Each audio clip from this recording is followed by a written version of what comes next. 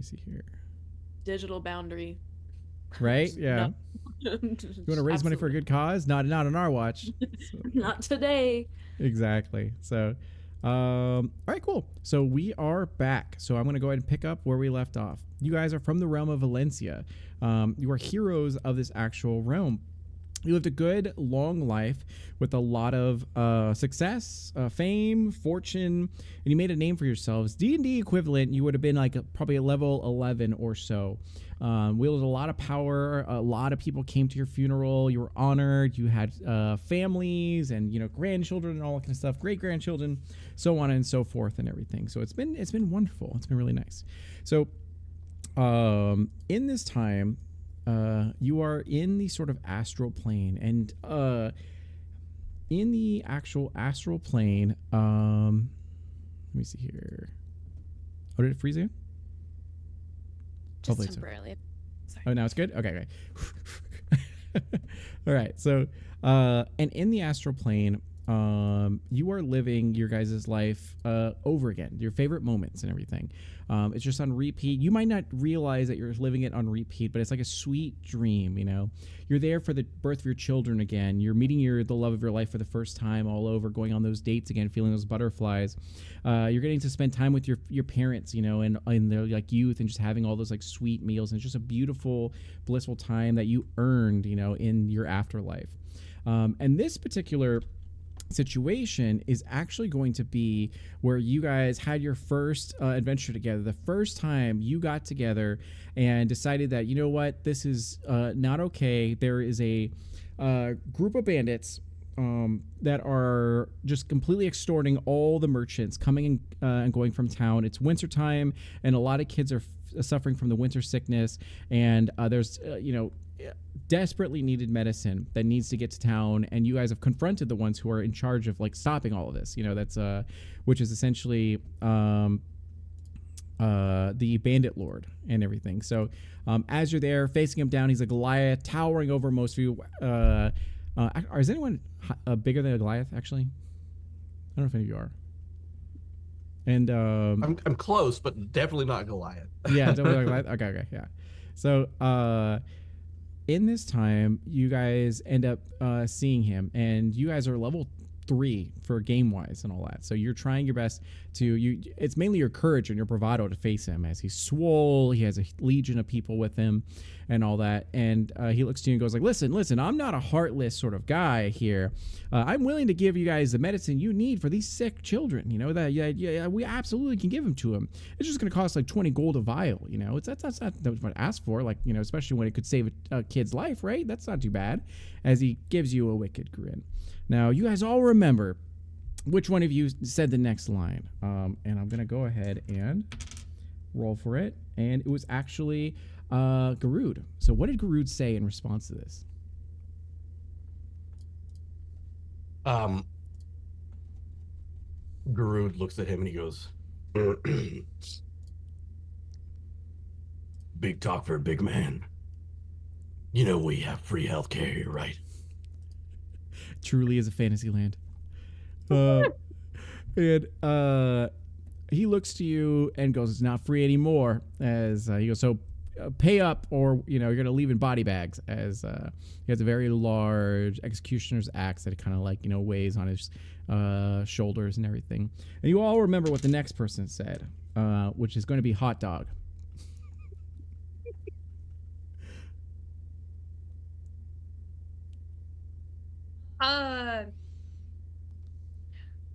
Now, I think that this is a great lesson for us all.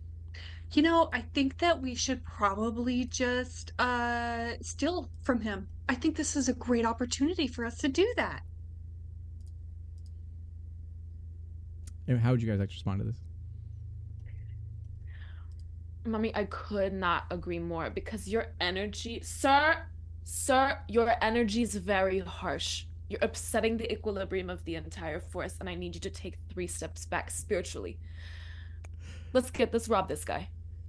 And they're like, rob me? You can't rob me. I'm a bandit lord. It's in the title. And then Leandra, what does Leandra say? Leandri doesn't even say anything. She already pulled her hood up and is like up stealthing in the midst of trying to stealth and like get this mission on the road. Like, let's steal. By the way, we're playing D&D 2024, so there's pistols in this. So if you want to pull out your gun and then like go for it. So They She got pulled out blocked. her gun. yeah, they do. They do. Yep. So let me see here. Look at this. Period. I would say that Garud would definitely like pull out his guitar, Mhm. and he goes, "Then it's time to tango, it seems." And I'll just give it a Amazing. good couple strums. So the group is all super hyped up and they have their weapons. They're like, oh crap, someone's gonna actually chase, challenge him and everything. So he looks to you, goes, all right, if death is what you want, then death is what you're gonna get. And I need everyone to roll initiative. So as a recap, what you're gonna do is go to your character sheet. There'll be initiative on the top middle. You're gonna click on it, and then after that, it'll roll it, and then send it straight over to me. And then so that should be good. If not, then you can always tell me what you got. Actually, I got a 15 plus 1 to initiative, so 16. perfect.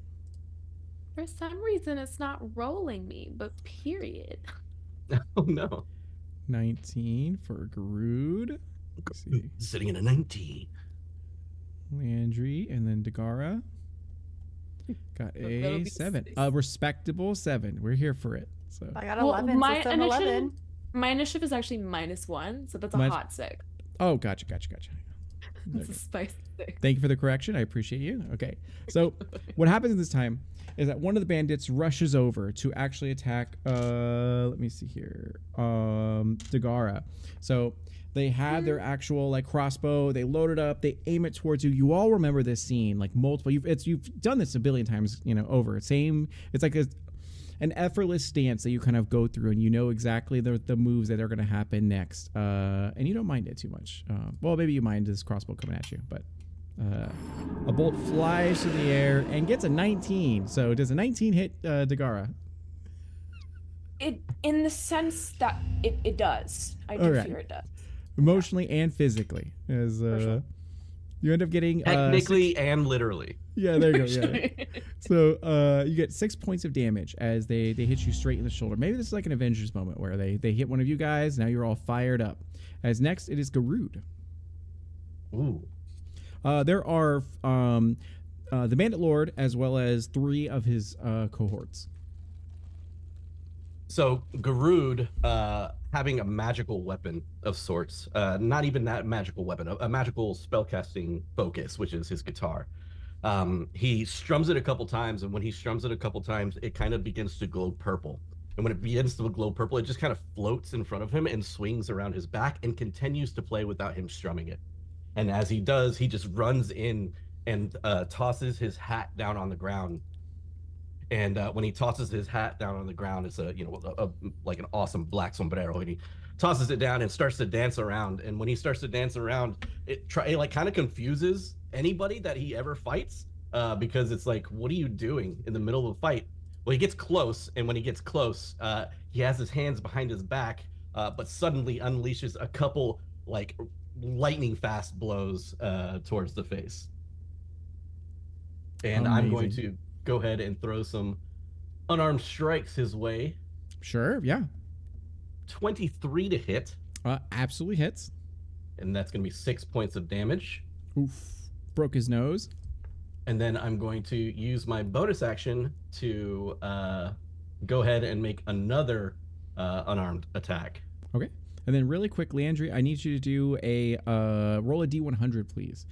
Oh, Yeah, okay. because someone just followed the channel, and so we're gonna go ahead and see what happens now.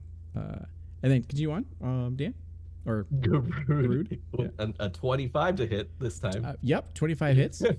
and 10 points of damage. So Oh a my total of God. 16 points of damage. All right, I'm good. telling you, brawler bards now. Let's go. For reals. Okay, good. And then after that, it's Hot Dog.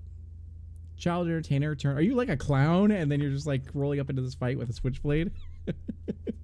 No, I was like I did plays and stuff, There you go.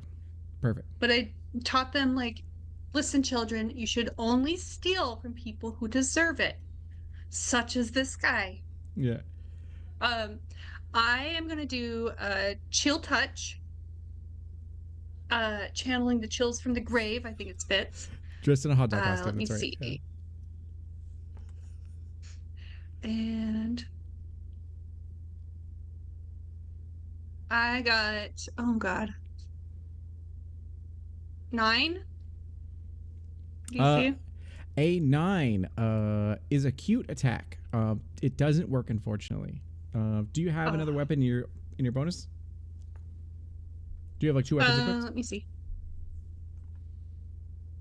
2 weapon fighting. I have a dagger. You can try that. So with your bonus action, And you a could like throw a light dagger. crossbow. Sure. So with your dagger, go ahead and try to use it. Hit the modifier and everything, or the. Okay.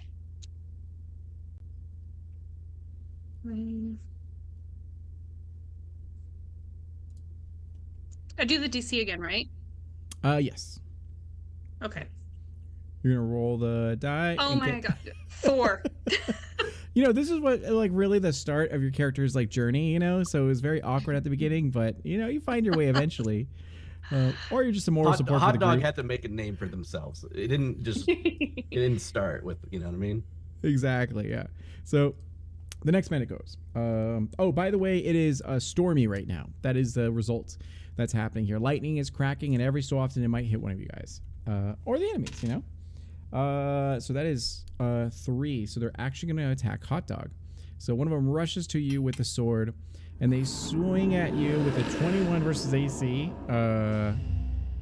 Does the 21 It hit? does hit. Okay, yeah, that's 4 points of damage. And then after that is Leandra. Okay. Since I said I was stealth, can I roll to stealth? That's fine, yeah. Sweet. If you canonically Um, want to say that you were behind the group, hiding, you know, up above or whatever the case might be, you absolutely can do so. Yeah. Let's go. Oh, I can hit stealth. There we go. A10.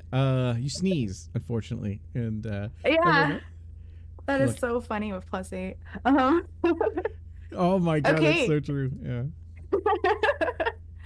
Incredible, really. Whatever. She's still gonna go for the poke with her rapier. Sure. Yeah.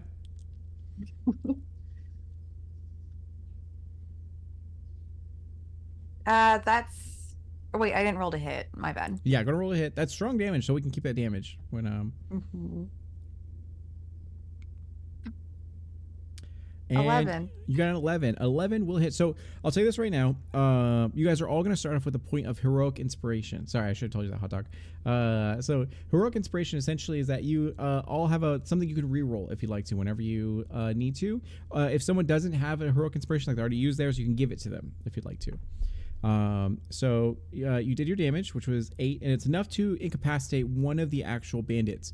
They were reloading their crossbow to strike again at sort of like Dagara, and then suddenly they aim their crossbow up, and then you get them like right. Actually, you describe how you take down this creature or this person.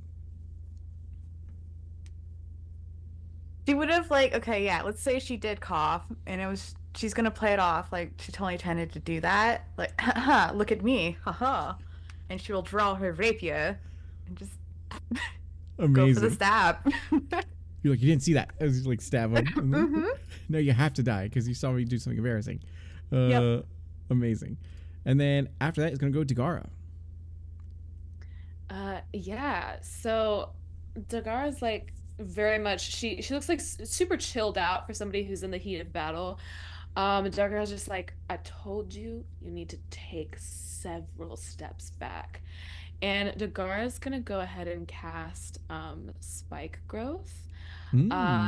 And around like the main guy, she's just like, you don't come on my turf and hit me with this harsh energy, honey bun. And causes like the ground to erupt in hard spikes and thorns, so anywhere he turns, any movement he makes, he's going to be pierced. She just sort of carelessly kind of waves her hand. She's like, who did that? Not me. That was the forest. I had nothing to do with that. And she kind of just Amazing. takes that.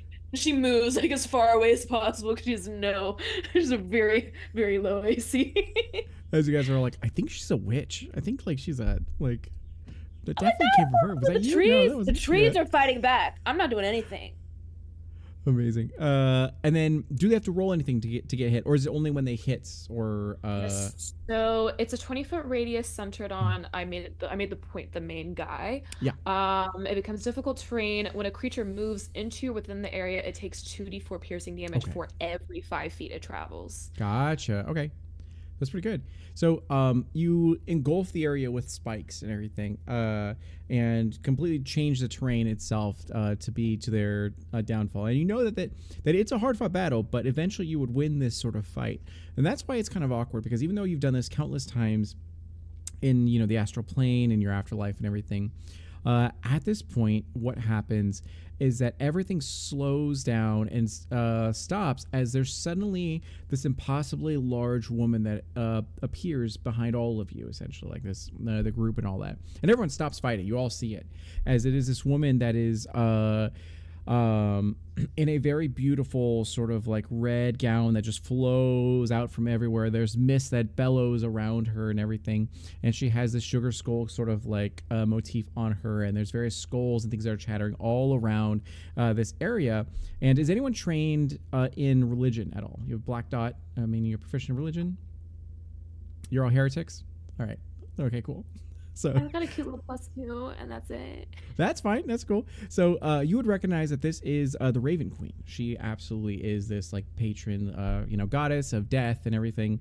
And she appears now before all of you. And the Bandit Lord goes like, "This is a cute trick. Is this? Did your witch summon this as well?" As he goes like, "Get 'em, boys!" And like, "Yeah, boss!" And they try to like stab the Raven Queen, and with a flick of her hand, they all dissipate and disappear into like wisps of everything. And she looks upon all of you. And does any of you say anything to this ethereal being? Actually, do you tell everyone that this is a goddess, or do you let them see what happens? Yes. Yeah. You. Dagara with the my +2. little +2. Yeah, My little exactly. +2. Period. Yeah. So I immediately clock her as a goddess. I think, I wild shape into a bear, and just sort of, lower my head in reverence. And they see that.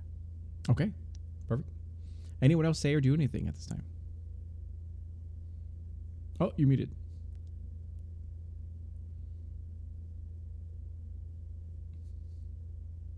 My guitar immediately Okay. stops playing. First off, and it just kind of lowers itself back onto my back, and I kind of stop dancing and like hands behind my back still, kind of look up over in that direction. I'll see Dagara like kind of doing the little head bow thing, and I'm just I kind of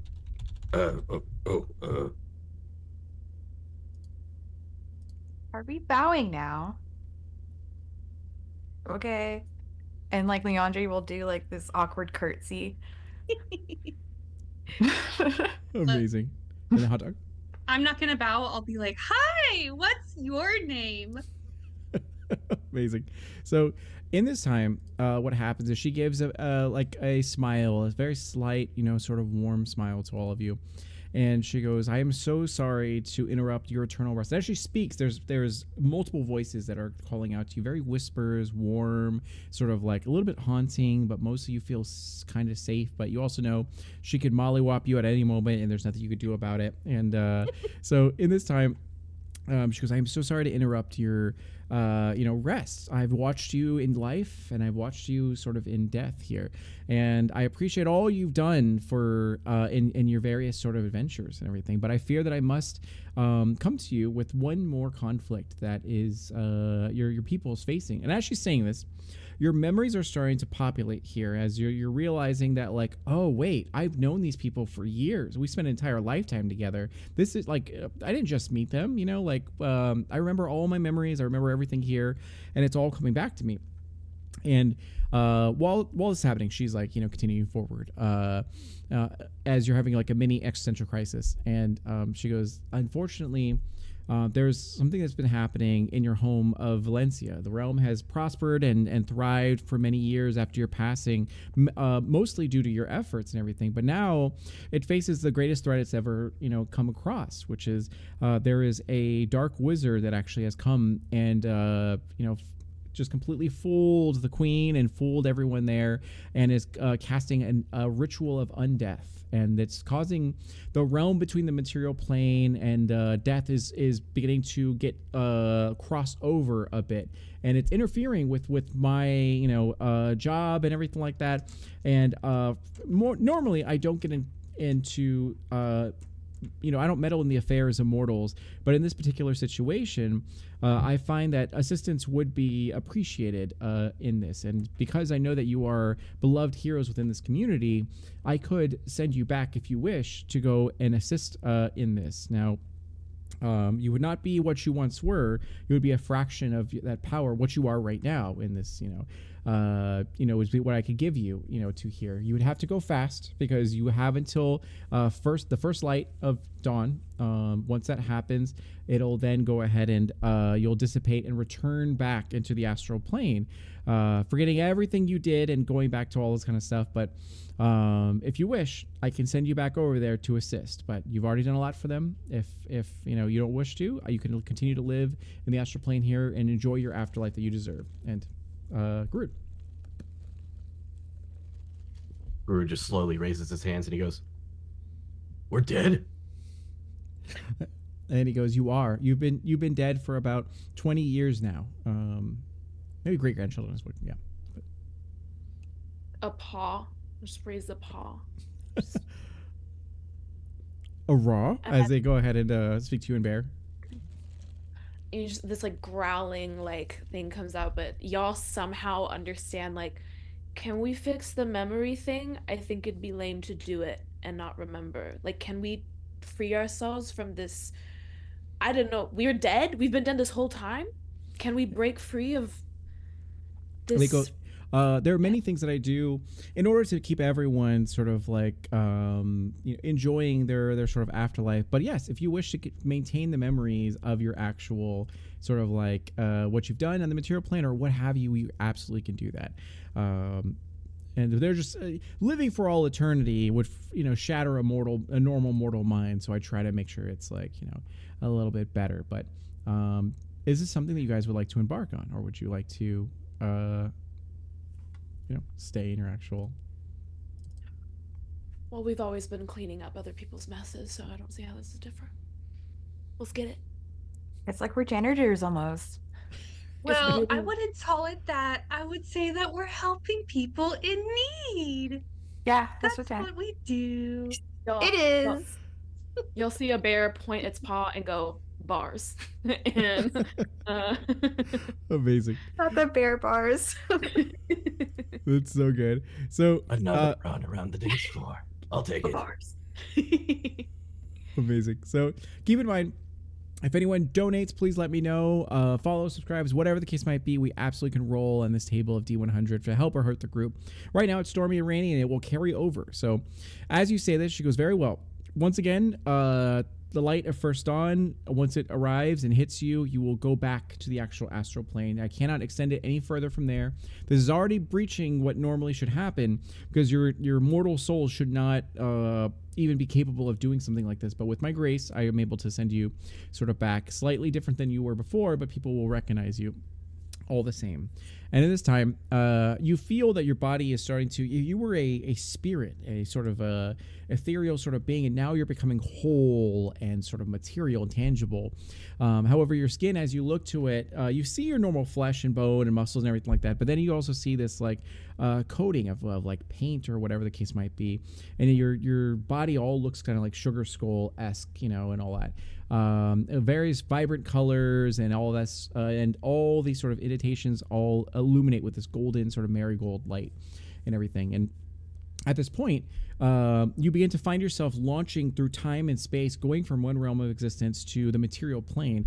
And as you do so, you see the world zoomed out, and it's coming in quickly as the realm you once knew has expanded almost twice as you left it. And everything, with new territories and new all this kind of stuff. Some technology is better. The roads are redone and everything. And you also see that it is in flames. There's a lot of like damage that's been done to here. You've never seen it this bad before. There's been threats, yes, but it's never consumed the entire village. You don't know what happened to the guardsmen that were stationed here, that some of which you trained and all that kind of stuff. Some of your family members might have actually led the guardsmen and everything. but now it's all fallen to pieces as you find that there are hordes of undead skeletons and sort of gargoyles and all these sort of things that are roaming around. And these poor mortals are trying their best to defend themselves. There is a group of sort of survivors that have gathered around one of the major sort of statues within the town square. And they've holed up, positioning sort of carts and wagons and carriages, using their crossbows, whatever they can. But they're all tired, out of resources, look famished. And there you see a group of children sort of like praying hard to the Raven Queen, as one of the major statues is sort of there.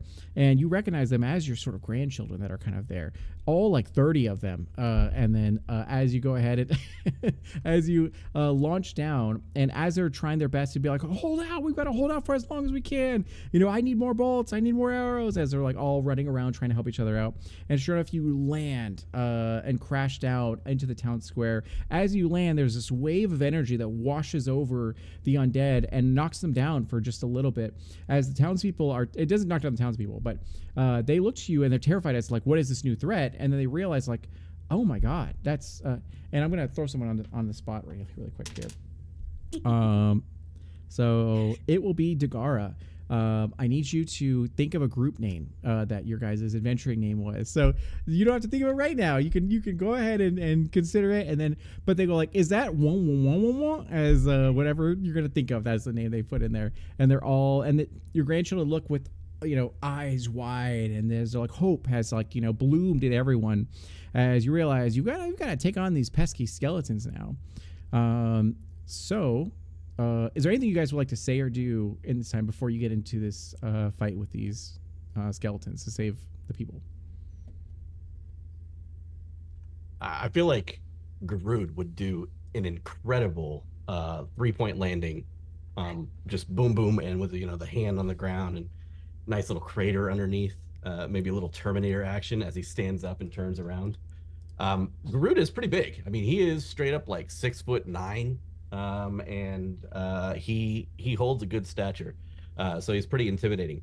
But he kind of looks at his hands, and then he like cracks his knuckles as he like grips his knuckles nice and tight. And when he does, I did pull a magic item before the game called an Eldritch Claw tattoo, but I'd like to flavor it now that we've done this.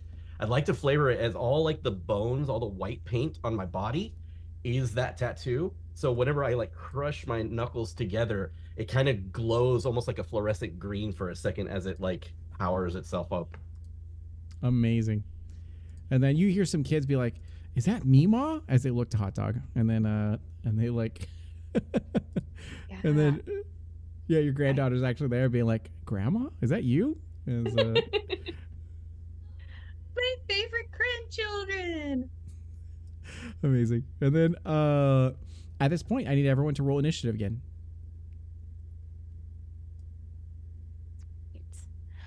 This is extremely important to note. The bear is a sugar skull bear, and it is the cutest thing that has ever been seen across the land. Amazing. Leon, you would definitely run over to Jagar, just be like, "Oh my gosh, you are adorable." Like, I don't know what you mean. It's not even me. Oh my God. Leandri, I don't know who you are. I'm gonna use my heroic inspiration for this. I rolled a nat 1 on initiative. The dice are like, it's our grandparents, and you guys just slaughtered immediately. Oh my God, I rolled a 2. Oh man. We're doing great, guys. Well, do be like that sometimes. And Well, then you can't say it wasn't there we go. better. 18. There we go. Is your back hurting from carrying the group, Leandri? Is it just kidding. All right, so Leandri, it is your turn. So you see that there are 2 skeletons and a large minotaur skeleton that towers over everything. It bellows, it makes the ground shake and everything. They already have some damage from what the townspeople have been doing to them, but the townspeople are out of resources. They have no more arrows or anything. They're hold up broken spears and all that. So would you like to attack the normal skeletons or the minotaur skeleton? She'll start with the small stuff first before their approach. So she'll pull out her short bow that she kept hidden underneath her cloak. And hopefully she strikes true. Amazing. let's see.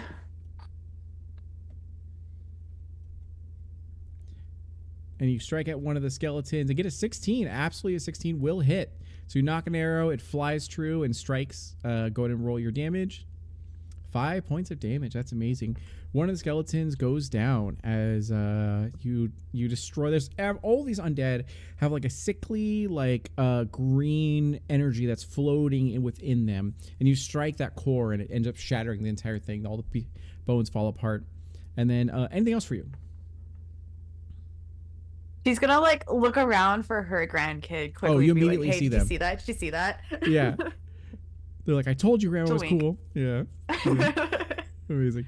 And then after that is hot dog. I think I'm going to try chill touch again. Okay. For 1d10 necrotic damage. Let's see. 23 that? absolutely is going to hit.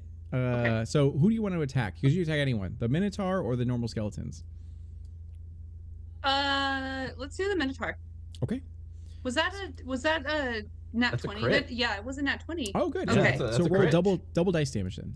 So go ahead and roll. Okay, so that's So. 4.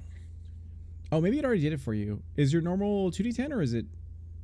It's normal as 2d10. Okay, gotcha. Wow. Oh. From nothing to everything. So that's 24 24 points of damage. Okay, cool.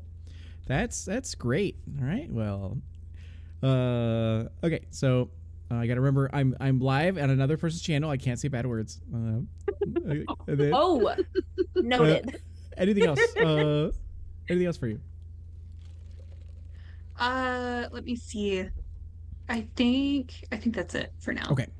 So the skeleton rolls up on Garud and then tries to strike them with the short sword as they head up to you. And then they go ahead and try to strike at you, and it's going to be a... Oh, I'm so sorry. And then for you guys, before I go into this, go and do a long rest and get back all of any spell slots you spent so that we're coming into this fresh. So except for, I think, Hot Dog, because you... Was that a cantrip or was that an actual spell for you, Hot Dog?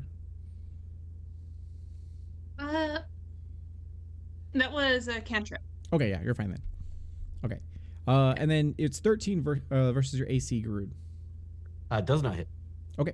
So they go up and try to do it, and you're just a little bit too quick for them. And then Dagara, it is your turn.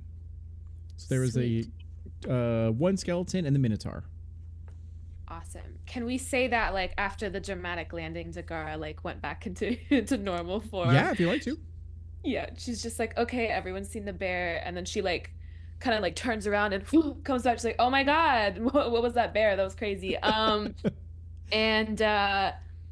Dagara kind of feels because like, okay, we're back, and then she like nudges the party. She's like, guys, look, I think that one's mine. She has my eyes. Oh my god, it's my great grandkid. All right, let's lock in. And I think like Dagara is like filled with fondness being back in this place surrounded by these folks, because back when we were all alive, we were the Order of the Raven, but a flock of ravens is called an unkindliness, and so our enemies knew us as the unkindly ones. Amazing. But our people knew us as the Order. Yeah, I think Dagara is so there's the Minotaur and the skeleton, you said? Yes, yeah. Both of them heavily damaged. It looks like one solid hit's going to knock down the skeleton.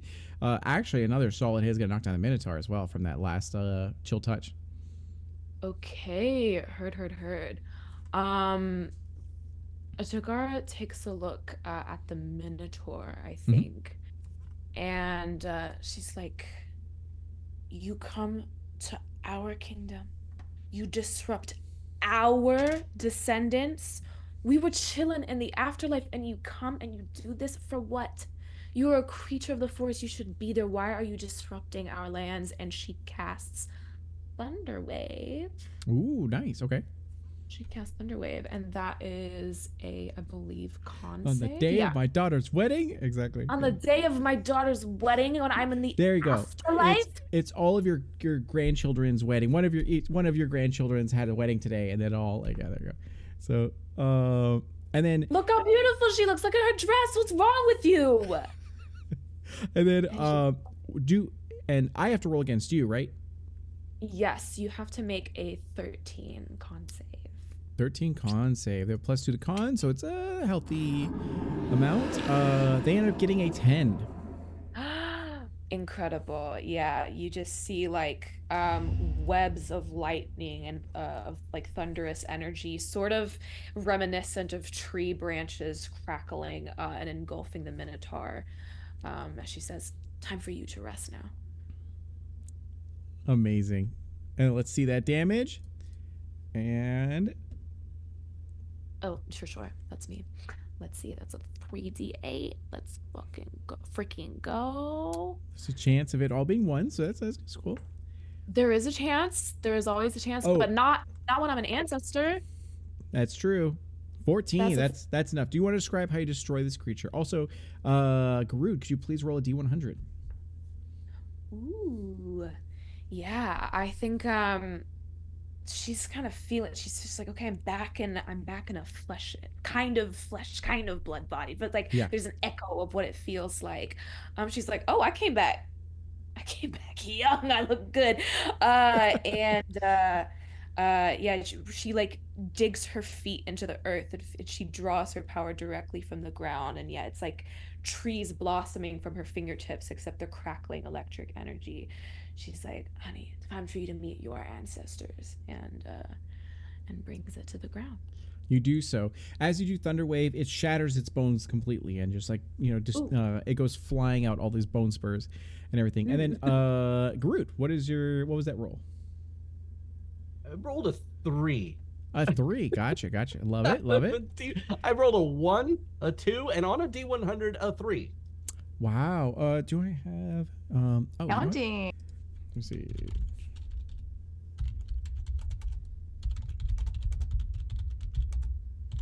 Give me enough rolls, I'll roll a double digit today. There you go. Yeah. So, all right, we'll get to that in a second. So, after Dagara, it's gonna be this last lone skeleton.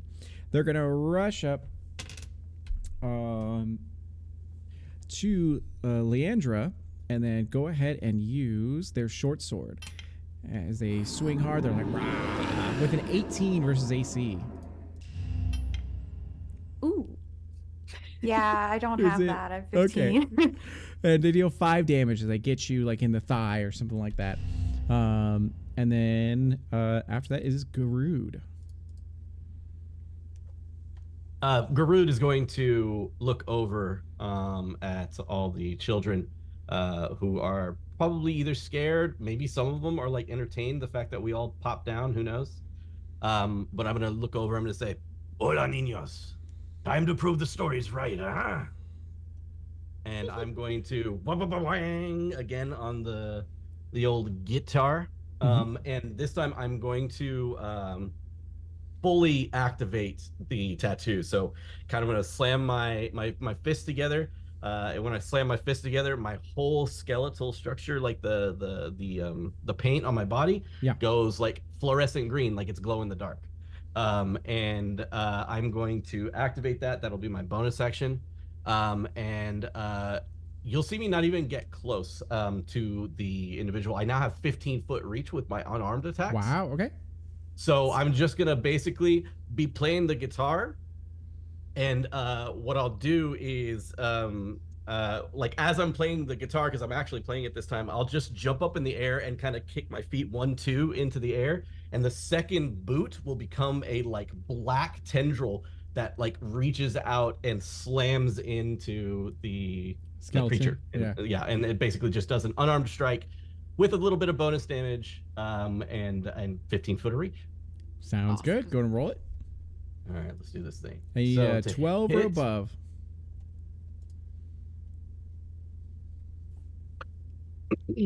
That's a 2. So that's gonna be 8 to hit. 8. Unfortunately, it does not hit. Now, you have some other members who have heroic inspiration points. So if you'd like to share it, you absolutely can. Otherwise, there's a lightning bolt that's coming soon. So if you want to see if the lightning bolt might be able to hit this skeleton, we can always chance it to fate. There's a 1 in 5 chance, you know. Great. He can have my inspiration. You Okay. don't have to give it. To me. I'll take Okay, it. okay. You don't have to take. You don't have to give it. It's fine. That is a wonderful kindness. Thank you for the follow. That was the yeah. So go to reroll. While you're rerolling, I'll say that there's a merchant that, and there again, there's a storm raging right now from the first D100 roll. Lightning is cracking, thunder is booming, and all that kind of stuff. And the skeletons are approaching. And with a thunder wave and all that stuff in the background, you've inspired the people, and they're shattering a lot more of the oncoming force. And your arrival also did a lot of damage to various forces as well. And there's a merchant that comes by, and he goes, "Go quickly, hopefully this will help you." And he just like gives it over to, like, throws it on the floor, and it's a magic weapon +1. It's a longsword +1. So if anyone can use it, you can snatch it up and then, you know, take it and all that. And then what was that roll? Group Second roll was a 25 to hit. 25 absolutely hits. Going to deal that damage. 11 points of well, it's 5 points of bludgeoning, 6 points of force because Okay. of the cool extra stuff. And this tendril snaps at this creature, shatters it completely, and everyone cheers as the wave of attackers have been decimated, and there's only a few sparse, you know, sort of left over, as reinforcements also come from like the alleyways and then, you know, supply everyone with more, you know, food and all that kind of stuff. Your grandchildren immediately rush you and like surround you and hug you and all that kind of stuff as they're in awe that you're actually here. And they're like weeping, and they're like, the Raven Queen heard our prayers. They heard us. You're here. And anything you'd like to say to your grandchildren? Niños, one at a time, one at a time. Oh my god, you all look so skinny. When was the last time you ate? Where can we get these kids some food? They're on the verge of death. Look at them. Oh, look how cute you all are. I've got about six. I have a spell that makes 3 in hot each dogs, arm. so like Hot You dog. have a hot dog spell? Yes. Instead of good berry, it's just like good hot dog. It's just like, yeah, I'll take that. Perfect. and it's any kind of dog you want. Oh my god. want a Chicago dog? Children, Amazing. hot dog, you've always been a visionary. This is why. This is why you're in it. Truly, truly. And Leandri, what do you say to your grandchildren? Well, you could dress better, but I don't know if my seamstress is still alive. Sorry about that. You must have gotten that from my spawn. Okay, well, anyway, spawn of spawns. Love you. She just Amazing. awkwardly passed him on the head. That's amazing. So what happens is that they surround you guys and hug you and all that kind of stuff. And as they do so, you watch as their wounds actually heal. There's like small scrapes, bruises, scratches, whatever, and them touching you, your love, if you want to say that, you know, emanates from them and actually heals them and makes them feel whole. And you brought inspiration to this as one of the guardsmen. There seems to be a captain, heads over to you and goes, "I don't know what's happening here, but I consider it a blessing from the gods that you are here. What's happened is that there is a dark wizard that has holed himself up in the throne room, and he cast some sort of spell during our celebration of life, and he like poisoned the minds of everyone, and they're not moving, they're not doing anything. We don't know what's going on, but the dead is starting to rise and march on our actual lands, and we've been unable to actually go and do anything. So the threat is in the throne room of Castle Valencia. So you'll need to get there. Now, the only way that I know is through the main sort of gates, but they've pulled up the actual drawbridge that separates the mainland from the actual castle.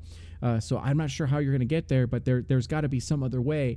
He says this, you guys have lived a good long life, in Valencia. You know this place like the back of your hand, and you know that there's two main ways that you would get into the castle if need be. One was with the sewers, and the other one was by scaling a series of bricks that slightly stick out of the actual side of the castle that is scalable. And you've done it many times. You know it's secure and all that kind of stuff. So as you kind of look to each other, what kind of path do you want to go on? Do you want to scale up the side of the castle, or would you like to go through the sewers? If I were to scale, would that would be athletics, right? Yeah, it would be like athletics, acrobatics, whichever. Interesting. Well, as an air genasi, Leandri's a little biased towards scaling. You're like, oh, easy. You fly up there. Floats. Amazing. Well, I part of my pirating days was, you know, stealing from boats. So I'm really good at like climbing. Amazing. See, hot dog has my back. We should just scale it. Groot is pretty nimble for as big as he is. well, I don't know if I can do it when I'm back here. I don't know if I have the capability, but I had my little familiar, and can I try to cast my familiar and see if it still Sure. works? In Absolutely. this period, I think I cast Find Familiar and just reach out sort of mentally for my little owl, Aurora. Her name was Cinnamon back in the day, but I don't know if she's gonna come to me now. So I reach out for Aurora. Amazing. Aurora's grandchild comes and arrives. Looks almost the same, but there's slight differences clearly and all that. Looks like Aurora in the prime. Yeah. Oh my god, I'm gonna name you Cinnamon. Look at your little red feathers. Okay, y'all, we're climbing. I got my bird. She can go take a look for us. Amazing.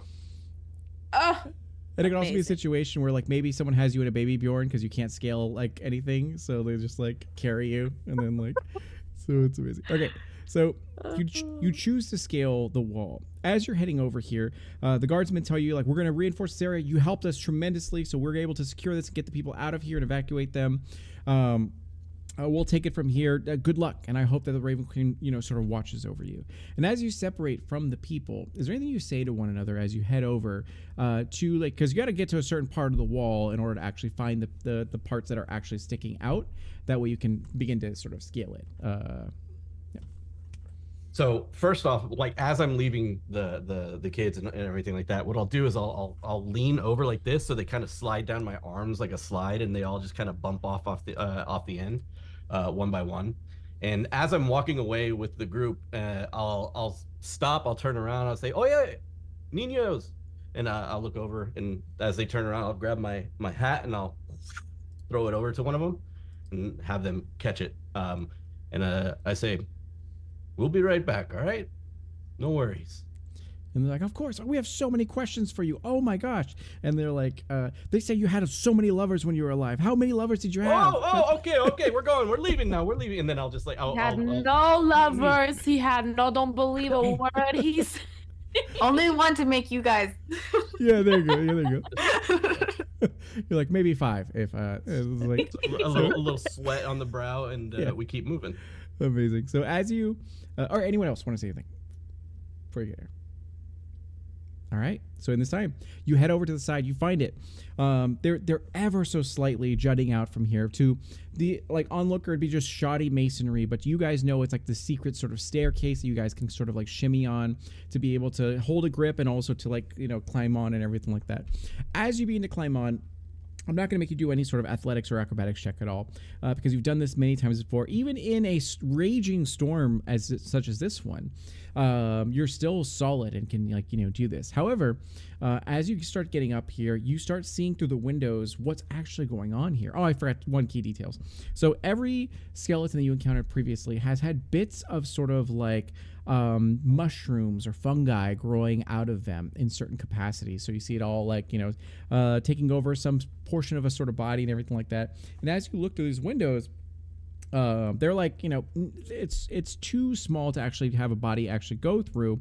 However, you look through and see that a lot of these rooms are taken over with a bunch of like mushrooms that are kind of pulsating and sort of like sputting out spores and so kind, and it just looks all really foul and sort of weird here. And no one is actually awake. There you see bodies, but they're all kind of like attached to the wall and kind of like breathing in like some sort of slumber, but nothing's sort of like happening, and something has truly gone wrong here, and it's affecting the entire sort of castle. Any comments or anything before you move on? Can I see what it is? Sure. What What do you mushroom do? it is? Yeah, you can do a nature check, arcana check, whichever the case might be. 15. 15 to nature or nature. So you definitely recognize that it is like a parasitic sort of mushroom of some kind. It seems to consume sort of living beings and then feed on them, but also give them some sort of like effect. You're uncertain of what exactly it does, but it seems to be harming the people that it's actually attached to in some capacity. Yeah, it's no good. And then Dagara, you get advantage because you're a druid. So whatever check you like to do, yeah. I would love to roll an insight check. Sure. Period. Okay. That is, god damn it. Okay, I'm gonna use my heroic insight to give that another go. Go for it if you like to, yeah.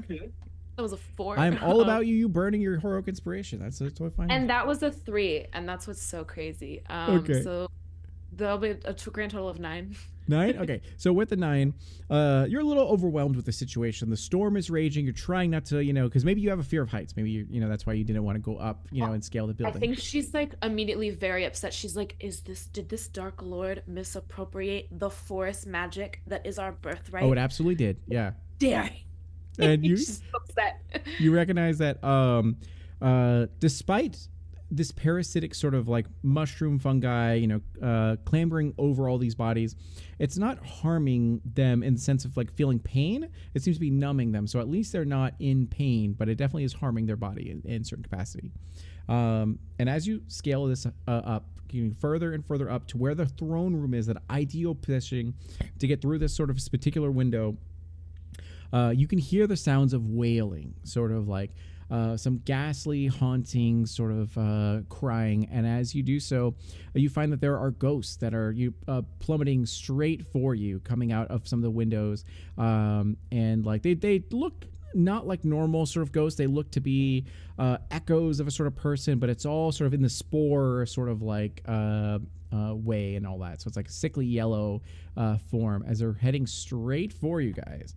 And as they're doing so, as you're on the side of this mountain where it's wet and rainy and everything, I am going to need you guys to go ahead and, you guessed it, roll initiative. Here we go again. So 15 for Hot Dog. Dagara got an 11. Let me see if it captured it. Oh, I'm actually not seeing. No, it's fine. I rolled a 12. Oh, maybe I created this when you guys weren't in here. We're killing it. Yeah, Yes. let me try this one more time really quick.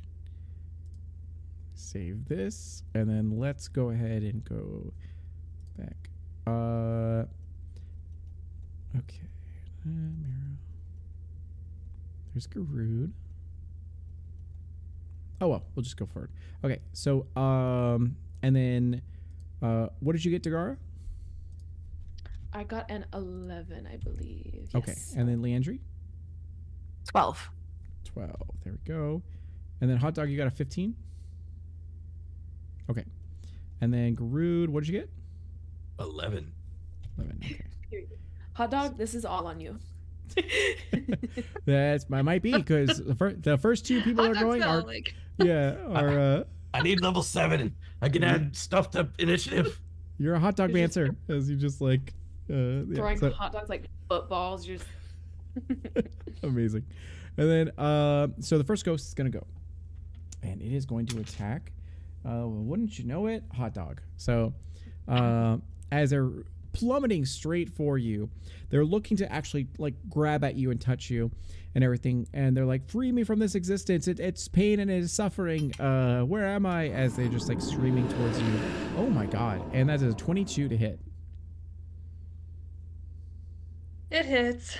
All right, and that's a casual 46 damage. That's 14 points of damage that you take.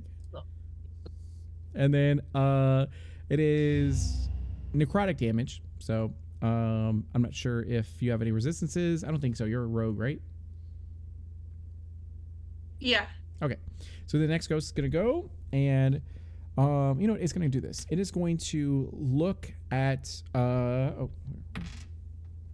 it's going to look at Garud and go, where am I? I don't know what's going on. Please help me. You have to help me. And I need you to do a wisdom saving throw of DC 13, Garud, as it tries to fill you with terror at its horrifying visage. 13, you said? 13. How's a 14? 14. You're good. Yeah, you're. It's unsettling, but nothing you haven't seen before in your many travels. And then after that, it is Hot Dog, who's bleeding profusely. All right. I think I'm going to use the where is it? Sorry, it's my item. The flammable tincture. Okay. So I'm gonna throw it at a target, and they must succeed on a DC 10 dexterity saving throw or be covered with the liquid, and for 1 minute they're vulnerable to fire damage. That is a 7. So you succeed. Okay. So you throw it, and it cracks against the castle wall and shatters onto them, and covers them in fire and flames. Does it do any damage to them, or does it just take double damage from the fire? Double damage to fire. Okay. And that's great. Okay. Anything else for you?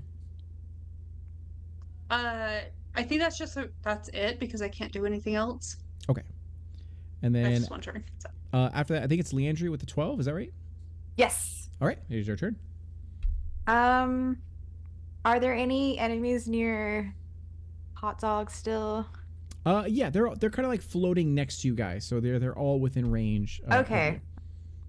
Worst case, if you need melee attacks, you can like shimmy and be like, "Excuse me, pardon me, excuse me," on like the side of this castle. Excuse me. Let me just kindly stab you with my rapier. But No no, straw. that's really what she's gonna do. That works. Yeah, go for it. Let's see though. And did anyone take the +1 weapon? If so, add it to your character sheet, and then if you need it, yeah. I'll Do you take want it to be a No rapier? one else? Yeah, Do it. Get it. Get it, feel free to Leandry. add the +1 rapier. If you want to just go for it right now, whatever you roll for damage in this attack, just add 1 to it. So you can continue forward with your Okay. normal stuff and just add 1 to it. Yeah. So the hit's the same. It's just the damage to be +1.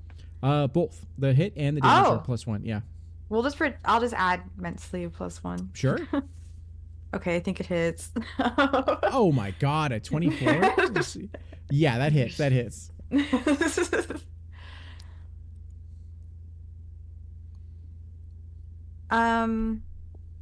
Cool. Yes. And 11. And since I'm level 3, can I also sneak attack?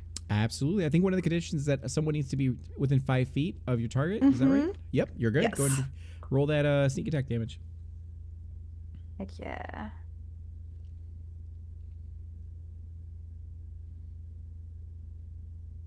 So that's an additional 10 on top of Oh my the god. All right. So technically 12.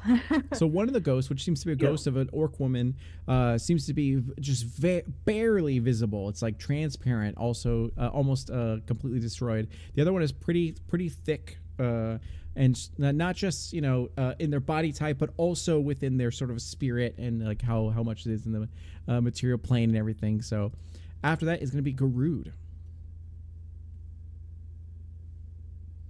Garud, in normal fashion, will see the situation and immediately strum the guitar, throw it around his back, have it float, and he is going to rush in. And actually, instead of rushing in just yet, are there a good amount of ghosts kind of bunched together in a way? Yeah, they're right next to each other. Then because they're all So I'm actually gonna play off of Hot Like Dog. fireball. Well, it was the layup, right? Yeah. It was the layup from Hot Dog, and I'm gonna go ahead and slam it home. I'm gonna cast pyrotechnics, fireworks. Yeah. Using her fire as the central point. So where they're on fire, it explodes, and it's essentially going to blind all of them. Okay. But Nice. let me roll it. It says each creature within 10 feet of the target needs to make a con saving throw or become blinded. 0 modifier to that. So that is going to be, the first one is 11. The next one is going to be an 8. Okay, so they both fail. They are blinded until the end of my next turn. So Okay. And then, do they take any damage? no, it's just a blinding technique. Okay. So You should be like, my eyes! And, yeah. So, but as they are blinded, I love this bard. I love this bard. So, as they're blinded, and that was an action, a magic action to do so, I'm gonna run in as a bonus action and just pummel one of them. sure, go for it. With advantage, yeah. So, yep. Now, yeah, exactly, with advantage now because they get the stuff. So, all right. So roll with advantage. Yes. 22 to hit. Absolutely hits. Are you attacking the weak one or the strong one?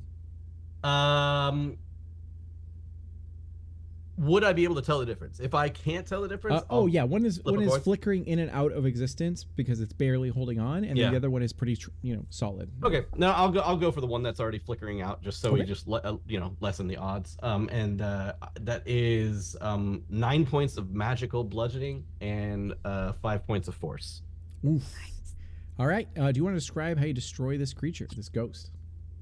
Absolutely. It is not like you think it is. As a matter of fact, the way it works is Garud will rush over to them, and in their panic and like they're screaming and like trying to attack and stuff like that, he will grab onto their arms and pull them close to him. And then he will start to circle around, and as he circles around, his like bones on his body will begin to glow. And as they glow, the features of like panic and hatred and stuff like that kind of fall away from the creature, and like a peace and serenity and calmness falls over him, and they disappear in his arms as he kind of does like a twirl outwards for them as they kind of just disappear and fade off.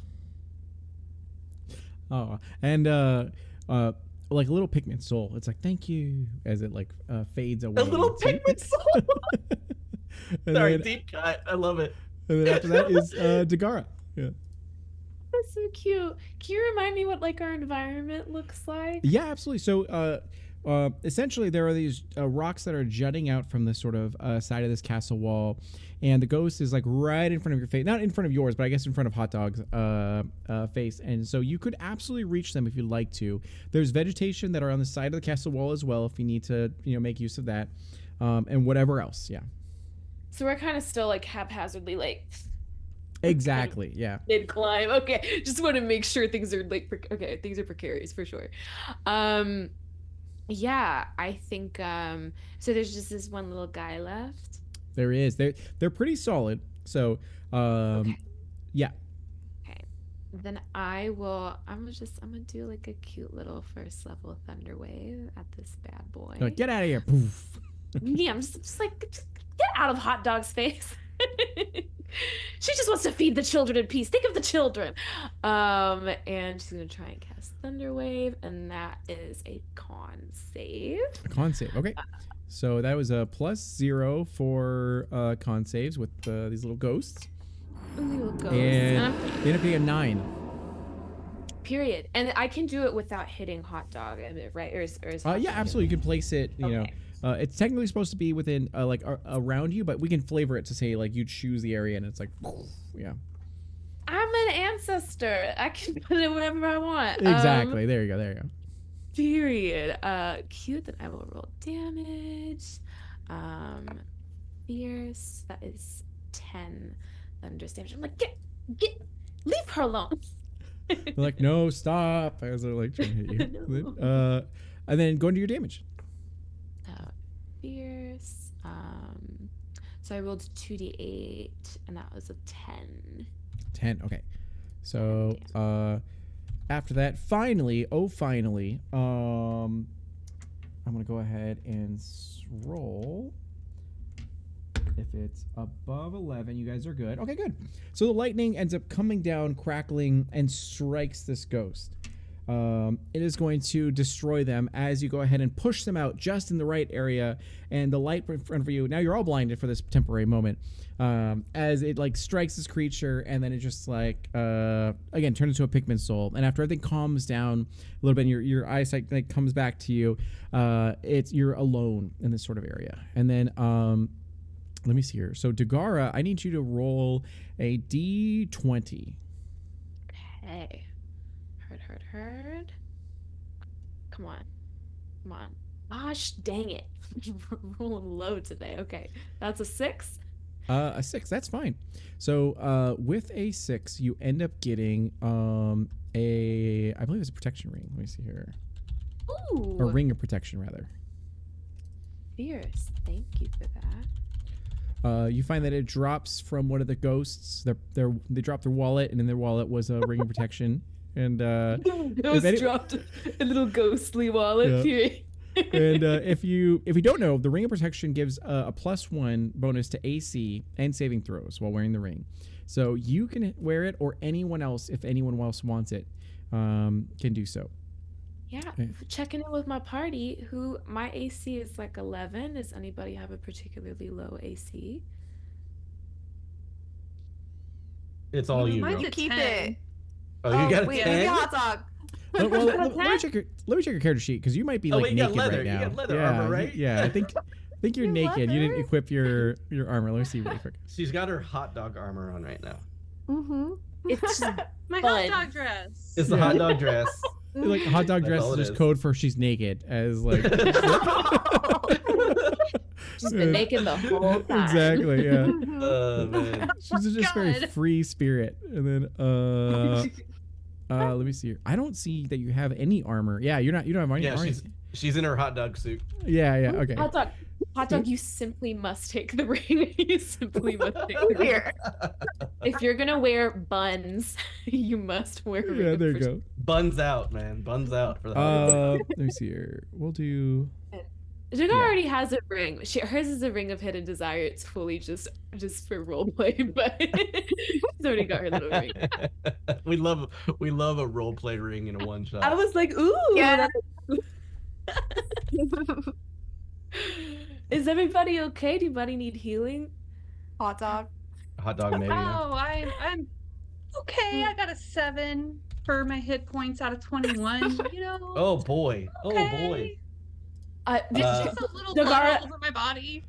Dagar gets so stressed. He's like, Mommy, we've been talking about this for like what centuries at this point. You gotta stop downplaying your injuries. And I think I Dagar. just don't want to be a burden, you know. yeah, people You are a pleasing. It's like, gift. it's fine. Is your arm's broken and like trying to climb the Well, would you tell one of the children if they came to the ofrenda and they were like, Abuelita, I'm a burden? You would be like, no, absolutely not. Yes, you're right. Absolutely not. Okay, I do need help, and I tell the children that if you need help, you go to an adult. He's like shouting down from the castle wall. Y'all hear that? amazing. So yes, your AC is actually 12. So How do I hot change dog. it then? I How did. do So go to refresh, and then it should reflect. So with that information, I think that Dagara might need the ring more because you only have 11. Okay, period. So it might be okay. good to, if you wanted to sort of min max it. Otherwise, you can give it to whoever you like to. So in this I'll time, take it. I'll equip it. It doesn't fit. Ugh. I will. Am I healed? I will cure wounds you Yeah, at there you first level quick. Let me just roll that. So 2d8 plus 3. So that is you heal for 13. Nice. Oh, nice. nice. That's actually really good. That's Okay. good. Mhm. So 20 out of 21. Is that what we're looking at? yep, you just like you open a like fresh container of vapor rub and just smear it on these open wounds and just immediately heals. Literally, It's like- I'm like now listen to me, take your socks off. We have to put it on the soles of your feet, then to put the socks back on. Trust me. there you go. Trust- Yeah. And then some 7-Up, and then you're good. Yeah. Exactly. Amazing. So in this time, what happens is that you guys get to the window that leads to the castle wall. It's same. They still haven't fixed this window. You just kind of like undo the hinges a little bit, and you're able to like pop it out, and you find that you're in the actual throne room. Now, while you're in this throne room, you do find that there's a lot of people here. Then usually people gather in the throne room for celebrations, for coronation day, for all these sort of things, so the commoners can get to see the nobility and all rejoice and have a feast and everything. It's usually good times, and it looks like that was what was happening here for this sort of celebration of life. As you find that there's an ofrenda that is actually there paying tribute and honor to everyone who has fallen and everyone who has done wonderful things for the community. You guys are on there and everything, and you're same with your children who have accomplished many wonderful things and all that. And then you also find that in this room there is the queen on her throne, and she seems to also be like mushroom-fied and all that. And then all the people are in this. The townspeople are also here, as are all these different positions of like fear or concern, and they're just kind of like trapped in that. And at the center of this are these sort of like what you can appear to be like cultists, as well as this main sort of wizard. And you see this guy with raven black hair, and he has like very dark sort of brown skin and everything. And he looks very haggard, kind of like he looks older than he should be. You know, he looks like he might be 30, but he looks like he's like, you know, mid 40s or something like that. A lot of like sort of gray in his beard. And he like mutters to himself as he sets up sort of a portrait on like, you know, by the ofrenda and everything. And he goes, we're moments away, everyone, from accomplishing what we've spent years, you know, building. In just like a few hours, we will be able to defy death from now and forever. We will be able to live for all of eternity. We're able to resurrect our loved ones that have passed away, and they get to come back, and they will not feel pain. They will not feel suffering. They will not feel any of that sort of stuff. They will be timeless, as they can all do this. As they look to the cultists, and the cultists all kind of like raise their hands and sort of like happiness as they're almost there. And he kind of looks back to the canvas, the portrait that he puts by the ofrenda, and you see it's him at a much happier, much younger, shorter hair and everything, with a family of like 5 that's there. And clearly he's the only one sort of here. And he goes, soon all of our loved ones will be able to be returned to us, just a little bit longer, as he like puts, you know, kisses the actual sort of portrait and everything. And you guys are in the back here in the window and all that. And you recognize 2 things. Number one, there's a ritual that is almost, it seems like it's going to be completed, as this creeping sort of like mass or growth is spreading from the actual thing. That seems to be these mushrooms that seem to be spreading throughout Valencia. And not only that, but you also notice that the sky is turning like purplish, kind of turning like, you know, orange, as dawn is starting to break, and you're starting to see that it's almost time for you guys to get removed from here. So whatever needs to happen immediately, as you see this person. So what is it that you guys would like to do or say while you're here? Okay, so the people have been mushroomified, and bro, who is aging poorly and now it's everybody's problem, is the one responsible. That's what we gather. So Yeah. You're seeing that the ritual is almost complete. If you'd like to, you can do an Arcana check to understand the ritual and what all is happening here. And because there are a couple other donations, I'm going to go and actually, let's have Hot Dog. And did anyone else not roll for the D100 yet? I accidentally rolled animal handling instead of Oh, you're good. Arcana, but Look, I that's got a rat. natural As you look at 20 on it. the rats are unaffected. As you kind of like. No, I wasted a natural 20. Are we Amazing. not all animals? if you really think- Exactly. Yeah. Mhm. You find that the dark wizard has high cholesterol. That is what you get from that natural 20. You're like, ooh, you gotta Like, need oh, that's why he's aging poorly.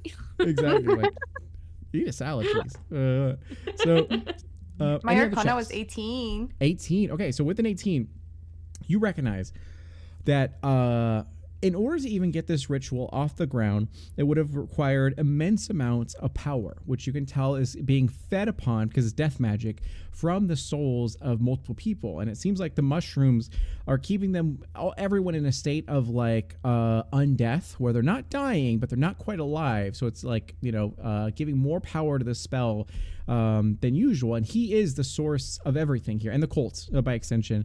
That is they're controlling the undead. If he goes down, and same with the cult goes down, everything here falls apart, as there's no more undead attacking everything. The mushrooms will die off naturally and everything, and more than likely people will awaken. But what you also recognize is that this ritual is volatile. It is very unstable, and if you do interfere with it, it could cause it to go haywire and sort of backlash into a very large explosion that might not be like kill a bunch of people in Valencia, but will destroy the immediate vicinity of the sort of area. And that's what you kind of recognize through the sigils, the symbols, the carvings, and all that kind of stuff. And you recognize that's obviously needs to stop, but once you stop it, there's going to be another problem right on the heels of that. Is there like a network of like the fungi and the roots and whatever, like, is it near us? Like, is there a branch of the roots near enough for me to take a look at?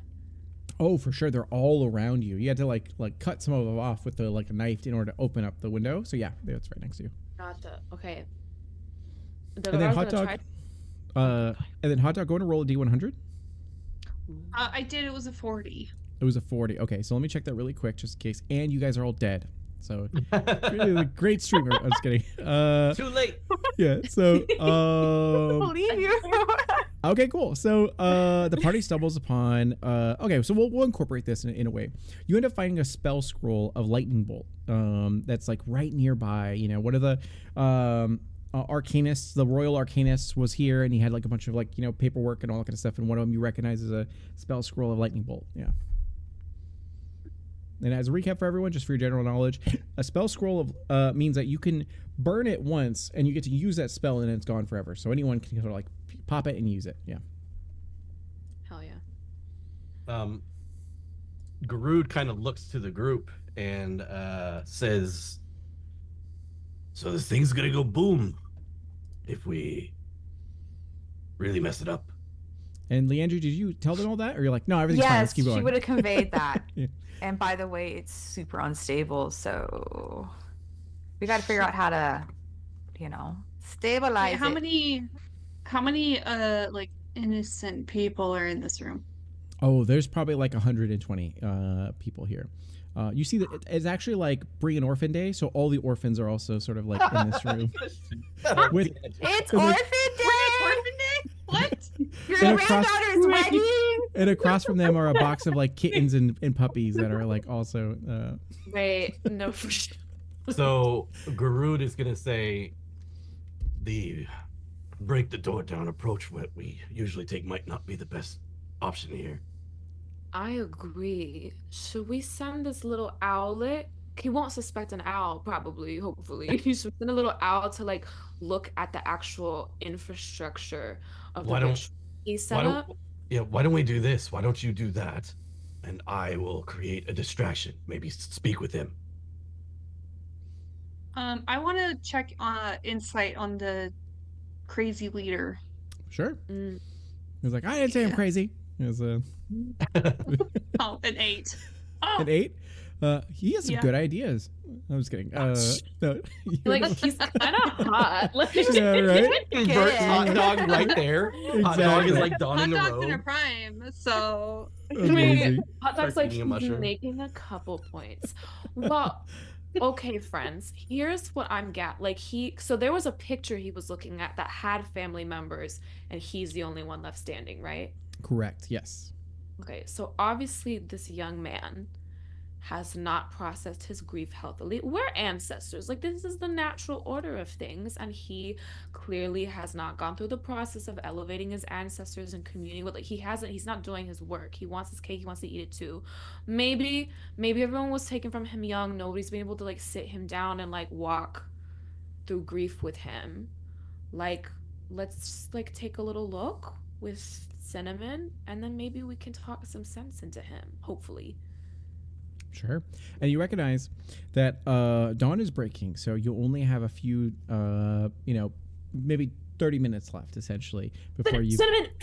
I'm gonna try to Like, distract him. All the while cultists are like, Cinnamon "Oh goes God, there's over an there." owl in here! Get out of here! Get it!" It was like.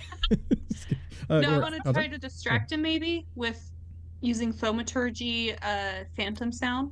Sure. What do you want So to I'll say? have it sound like somebody's whispering in his ear, like, "Hey, hey, hey," like over and over, but it like changes direction, so he just keeps looking. Hot dog, you're a genius. Pretend to be his ancestor. Pretend to be his ancestor. Tell him this is a bad idea. Yeah, I'm your ancestor. I know. I was like, do we know his name? Go and do. I was going to do a politics check. Go and do a history check. Yeah. Yeah, do any of us recognize him? Oh my God, what if he's one of our 15. descendants? He's 15. A 15. Okay. So he definitely does look familiar, for sure. You recognize.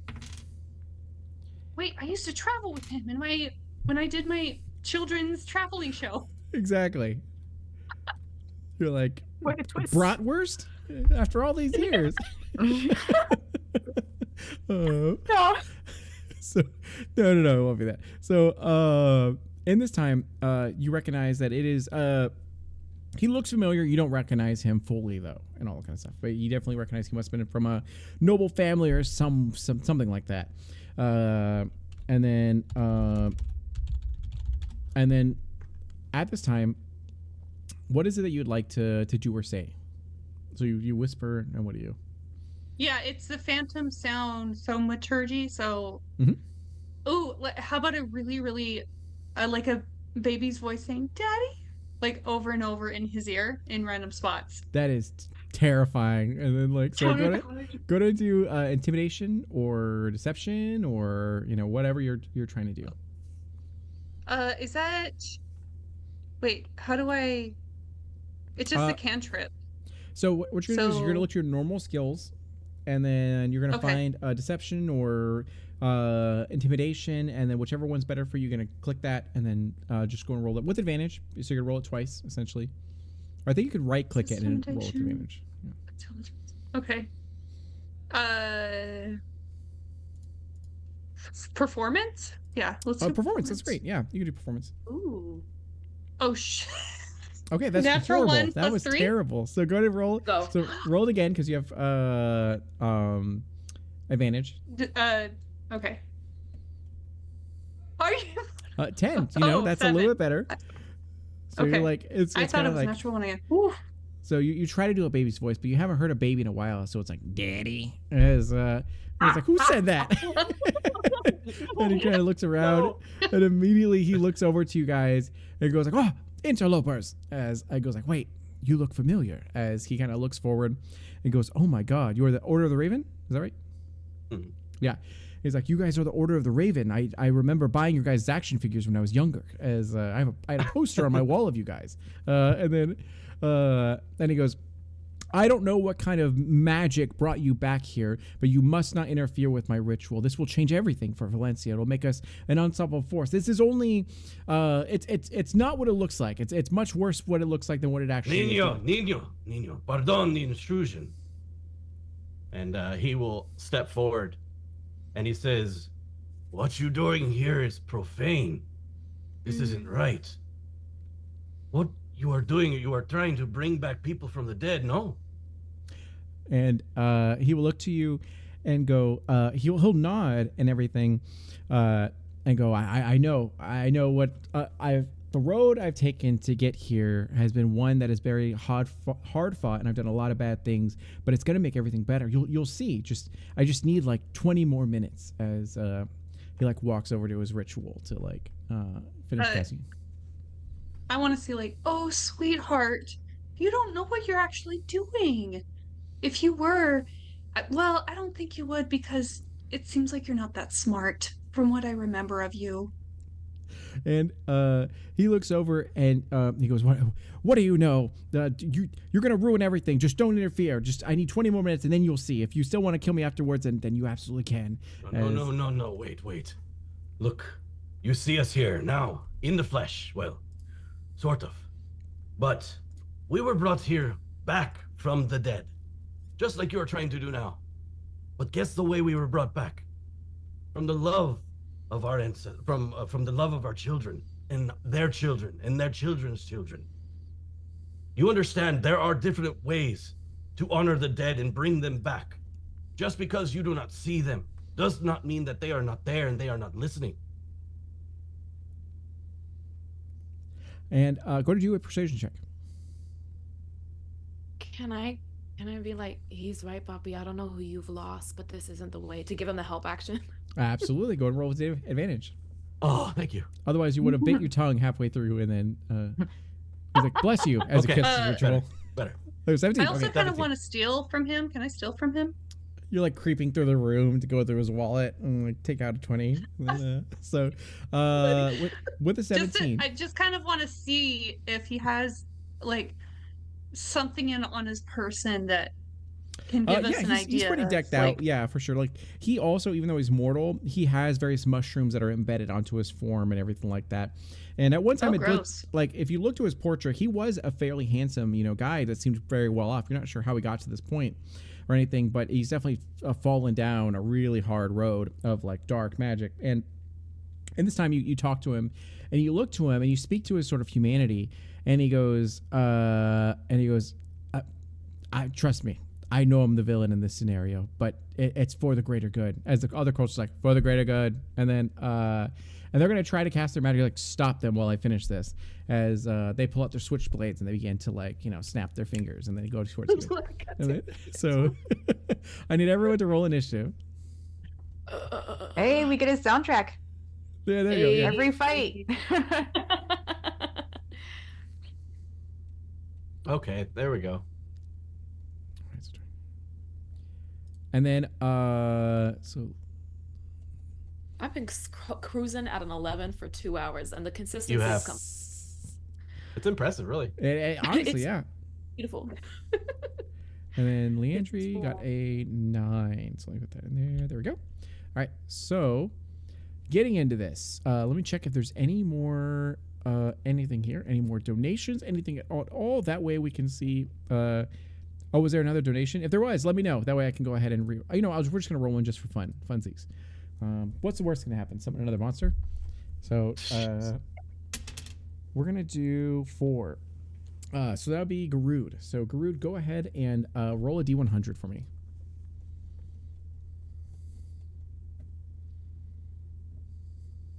36. 36.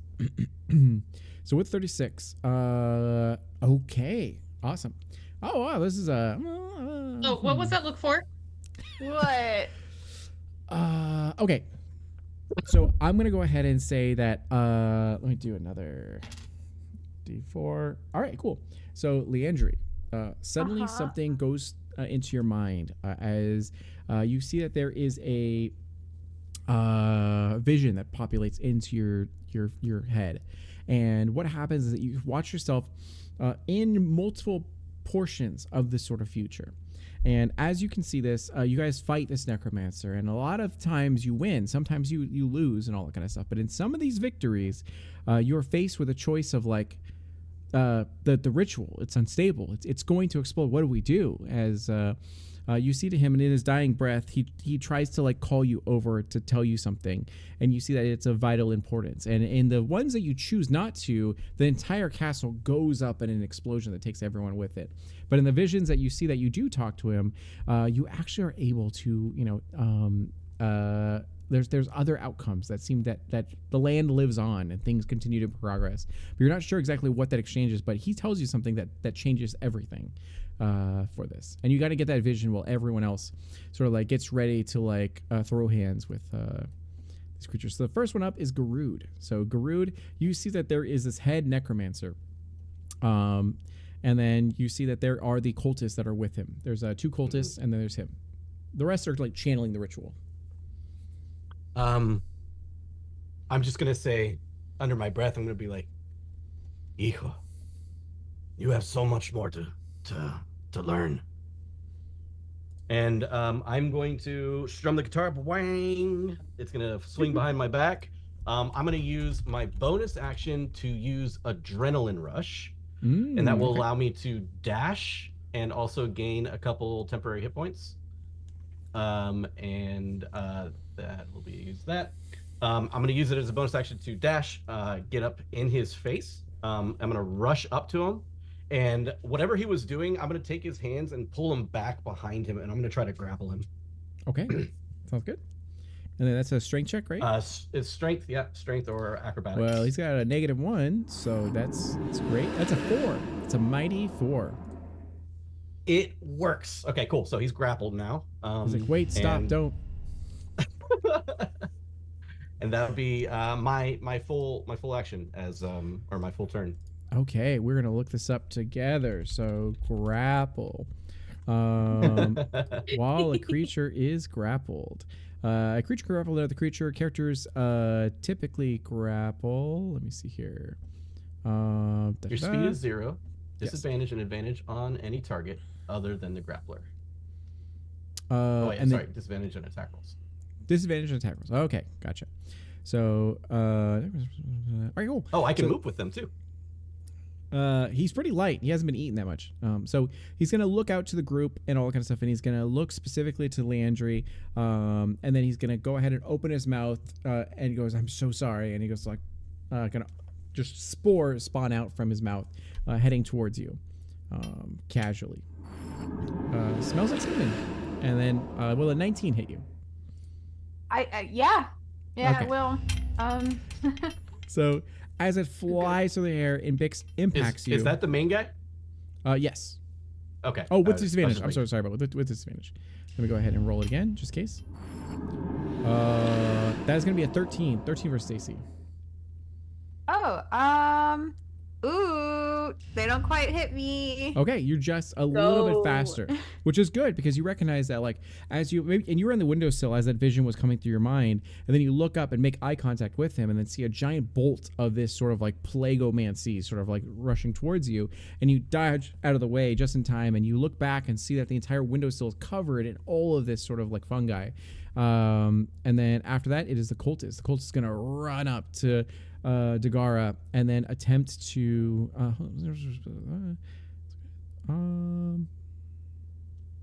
oh well, okay, that works.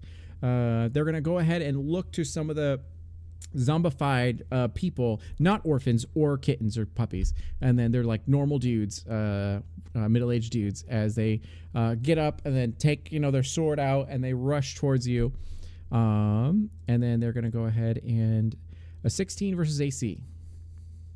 I'm gonna throw up Spiny Shield as a Okay. reaction.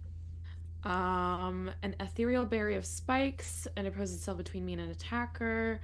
When I'm hit by a melee attack, it reduces damage. So that the 16 is gonna hit my AC, but this will decrease the damage by 2d4. Okay, go and roll the 2d4. They did 4 damage, Okay. so it could eat all of it potentially. Could be all of it. Let's see. That's 7. I am shielded. Okay, you're good. The next one's gonna go up to Hot Dog and then try to strike you with a 9 versus your AC. Oh, you did? Does not hit. Okay. That works. And then after that, you're right. It is your turn, Hot Dog. There are the 2 cultists and then the main guy. If you attack the main guy, you get advantage because they're grappled, I believe. How far away are they all? Easy answer. They're within range, so they're about like 30 feet away from you. Okay. I'm gonna use my whip, which I have a mastery in. Let me see. And come on. Okay, 16. 16 is absolutely gonna hit. And you want to attack the main guy or one of the cultists? Let's attack the main guy. Okay. So D4. I got a 4, and then it's another. I do another one for advantage, right? No. You're gonna roll twice to hit for advantage. So if you already hit, then you're gonna go ahead. Did you already roll a hit? I rolled that twice. was a 16 to hit. Oh, 16. Yeah, you're good. Yeah, you're good. Yeah. And then the damage is going to be 2 damage. Okay. So, any other thing you want to do here? You are a rogue. You can do sneak attack. Yeah, I was gonna do a sneak attack. So 2d6 damage. So go and How do roll I it. roll for sneak attack?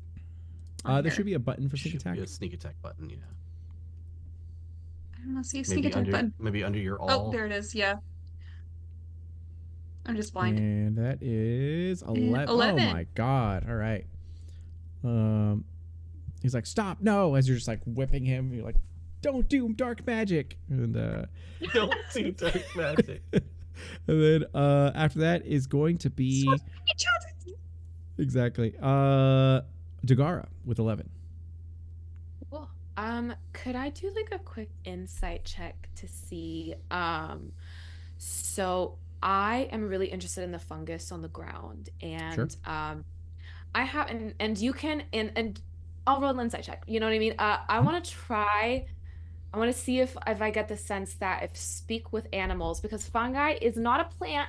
Now it's not an animal, Hmm. but it is attached. It has attached itself to like mammals. So I really Yeah. want to see if I can get the sense if I might be able to communicate with the fungi. Can I roll it?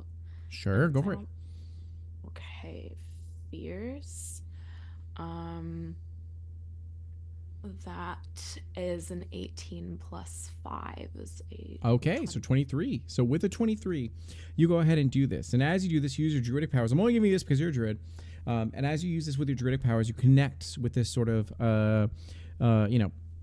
mushroom sort of network as it's all here, and you can hear the voices of it's like a hive network of all the voices, all the spirits of everything it's attached to, and there's hundreds of voices within that it's consumed here and all that, and you recognize that everything's connected, intertwined with each other at this moment. That's how like the undeath sort of works, is that like as long as something on this mushroom network is alive, everything gets to live, but it's all in tandem together and all that kind of stuff. And you recognize that you can control it. So some of these guards that are being summoned to fight you guys, you can now turn on the actual creators if you'd like to. My cellular network. Yeah, there you go. Yeah. Cool. Yeah, I would love to do that. Sure. Do you want to attack the... Go for it. Yeah, I mean, you'll see Dagar just sort of kneel and like hands fully on the fungal network, and I like tell them, I'm like, stop him from completing the ritual in the cleanest way, you know how, reduce harm at all costs, and let her rip. Perfect. Okay, good. So they do that. They're like, they look to their like sort of like swords and all that kind of stuff. It's hard to think about what you say, and then they're gonna like take like a chair and then kind of like beat it over the guy to try to like, or take a pillow and be like, just go to sleep, just let it happen, and then just try to knock him out. And then what happens at this time is that they are gonna go ahead and roll for this, and they're gonna get 19. I'm not even gonna re-roll. They somehow find a ladder. Exactly, yeah. They throw some Legos on the ground and then like slam them onto it. Okay, so at this point they're beating the shit out of this guy. He's like, grappled, and and then after that, Leandri, is your turn. She's gonna take a deep breath and be like, wait, my friends, we need him in order to stabilize the spell. And then looking directly in the main dude, the big baddie's eyes. My name's Hector, as he like being punched in the face. My name's Hector, by the way. Hector. By the way. Period. Like in his head, because she's pointing at him with her finger, like, you, Hector. So with reverb. I am Leandri Stratos, and in death there is beauty. For the last 20 years, I have been doing nothing but experiencing my most cherished moments in the afterlife. And you could have this too if you stop. And as she's like conveying this, she's walking towards him. Okay, so go to roll with advantage on a intimidation, persuasion, whatever it is you like to do. Okay.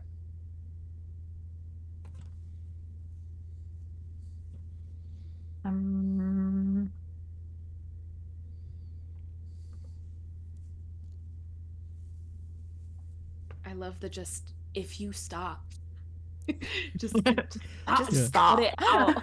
Yeah, right? Yeah. Desist. Have you ever thought about just not Just quit it? Yeah. You ever considered not? Out, bruh. Maybe just don't. Yeah. Exactly. Just don't. 13. 13. Okay, so with the 13, you say this to him as he's recognizing that everything here is becoming destabilized. You see that some of the cultists are recognizing that you're more powerful than they originally thought you were. So they're starting to break away from the ritual, and you hear the other sort of hierarching sort of ritualists are like no, wait, the spell, it needs to be contained. You can't go over there, but he's gonna die, and it's all beginning to go haywire. And he's looking at you with a shattered nose, blood all over his face and everything, and just kind of like looking at everything.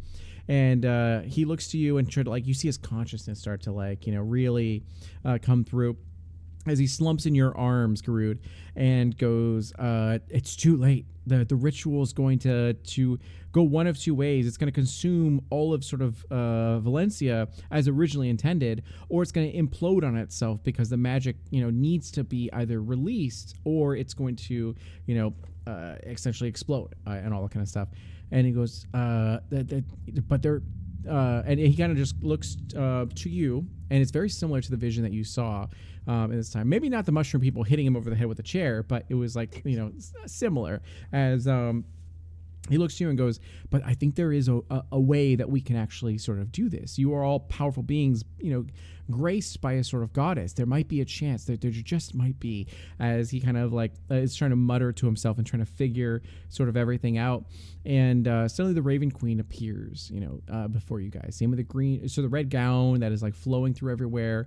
Everything here gets really cold at this, at one time. And all the cultists and ritualists are like, oh shit, as they're like shocked by an actual entity in their presence and all kinds of stuff. And it looks over to you guys and goes, you've done it. You've done it. I asked for. You come here and stopped this sort of cult from actually destroying everything that's sort of here. And with your effort, this entire place will not be consumed. Like, granted, if things are left as is, it will only consume some puppies and kittens and some orphans and like 80 other people. But it won't consume the entirety of the realm. So that's a win in and of itself. However, there is a way that I can help to stop this. So I can't directly interfere with sort of things, but as my avatars, essentially, you can act on my behalf. But there is a sacrifice that needs to be made here. In order to actually stop this ritual from truly going, you guys would have to absorb all of this sort of power that's going to emanate from this ritual. Now, your spirits are not ever supposed to be exposed to this much magic, which means you're probably going to be turned into oblivion, sort of at that point where you're just going to cease to sort of exist, which is a sadness in and on itself. But at the same time, it will save all the lives here of everyone. But I'll leave the choice up to you, because you could have an eternity of sort of bliss, or you could save, these people that are all here, these hundreds of people. Like, let me count really quick. Yeah, 224. Specifically 30 orphans. One of which is its birthday, by the way. That guy. Well, I lived a good life. I think that I can handle that.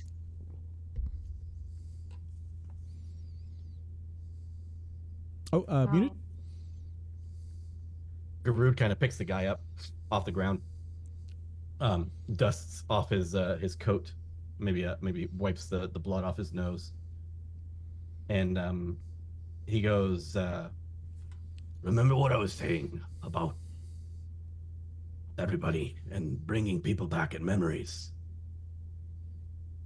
We may have lived a nice long life, but even though we are gone, that doesn't mean we are truly forgotten.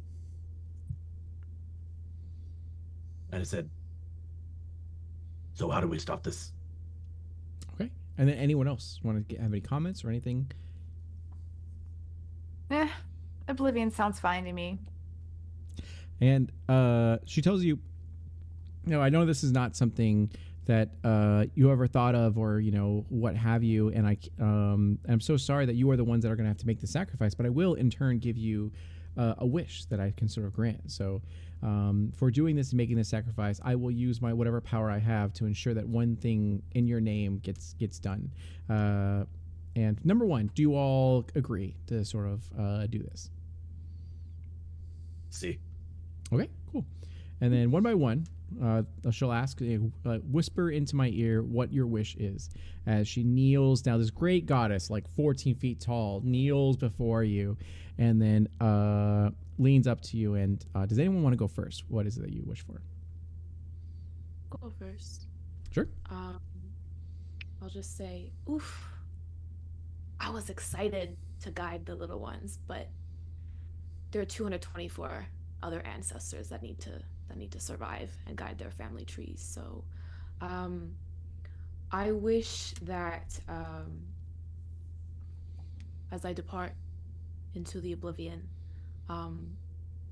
anyone who chooses a position of power will feel the full weight of any harm they might cause before they make a decision. True empathy forced upon those who lead. That is my wish. Okay. And then she's like, your edict shall be done. And then looks over to next one. If no one has it, then I'll go to Leandri. I can just jump in real quick, I guess. Sure. My wish is just simple. May the people of what is this place called again? Valencia. Where are we? You've lived here for Valencia. 80 years. You have a house right down the street. This whole thing right He's here. been dead. This goes. This is the first thing to go. Um, I wish that this area lives a long and happy life. Make sure that it is free of disease, free of pain, free of suffering. I wish that my ancestors and the ancestors of the city to live happy and full lives. And she goes, it shall be done. Your will be done. And then it was like, excuse me, as she unfurls a scroll, hot dog. Did I say that right? Yes, you did. I think those are all really nice, wonderful wishes. But I just want people to know that hot dog's not my real name. That's just something like they couldn't pronounce my name, and it's actually Hortensia. But I just kind of wish that they would know my actual name and not call me hot dog. It really hurts my feelings. Like, let it shall be done. I will make sure everyone understands and knows. It'll have the pronunciation guide right next to it. And then perfect. Then Leandri. Right. She's kind of smirking. Well, I could wish for my grandkids to suffer as I did, always being the best dressed in the grocery store. But instead, I think I just want Hector to reunite with his family or whoever it is that he cares so much for to, do this. I hope he can see them again in the afterlife. Okay, good. Yeah, you are a gracious little one as she looks to you, and she does pull with her just little tiny, with her giant goddess hands. She goes ahead and pulls his soul from him, and as she pulls it forward, you see what he used to look like, his mortal form. As not this like cruel sort of amalgamation of like flesh and mushrooms that are all together. And he looks healthier and happier. And then you see this like his family that are in the distance, like Jedi ghosts, and are like, Papa, and he's like, oh my God, as they all embrace, and he goes like, thank you, as he's like cries tears as he weeps, as was all right. The time has come. Dawn is breaking. You only have a few seconds left with one another before you depart. To be honest with you, even as a goddess with all of my knowledge, I do not know what lies, beyond oblivion. So you'll be going to something that even I have no knowledge of.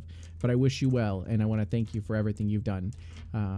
And one by one, you guys all hold hands and look to each other as you begin to embrace this sort of power, this volatile undeath magic, this plagomancy, as you take it all into you and you see it all recede, the growth and everything begin to retract from everyone's body as they all begin to wake up and see what you're sort of doing and see your images. You look like angels of some sort as you absorb all of this for everyone. Any last words you want to say to one another before you depart? Even the goddess doesn't know? That's an adventure. Just an echoing deep adios.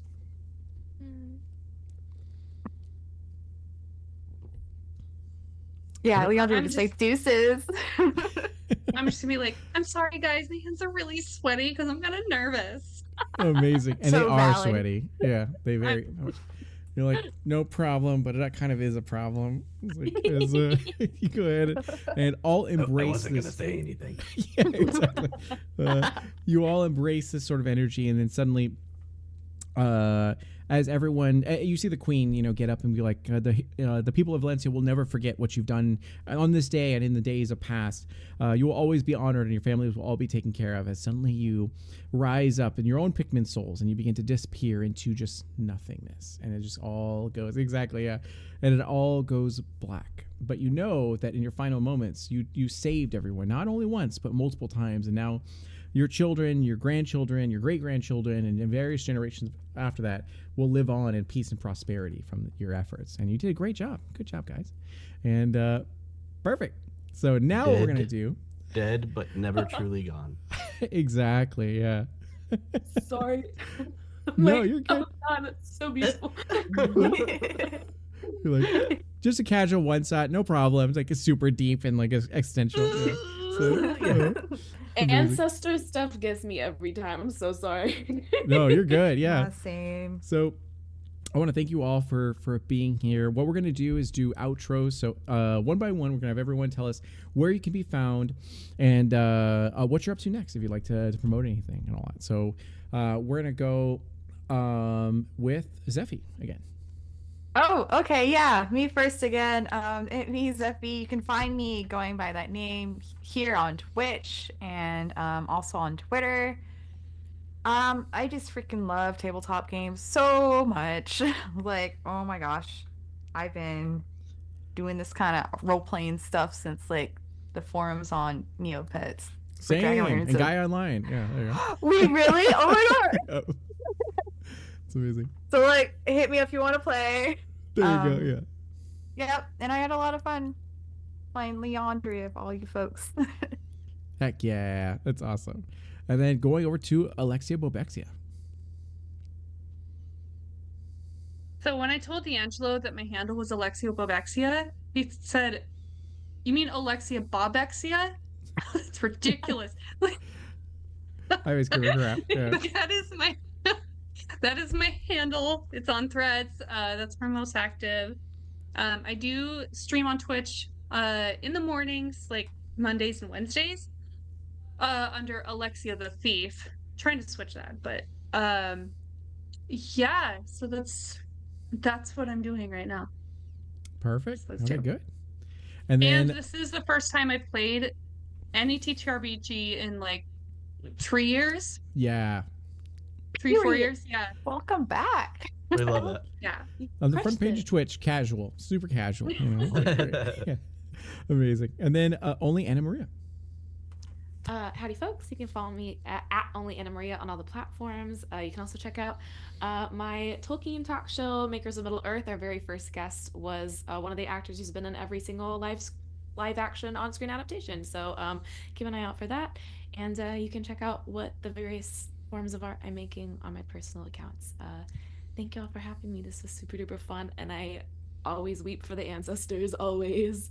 Oh, that's so good. And then Nat One Fun.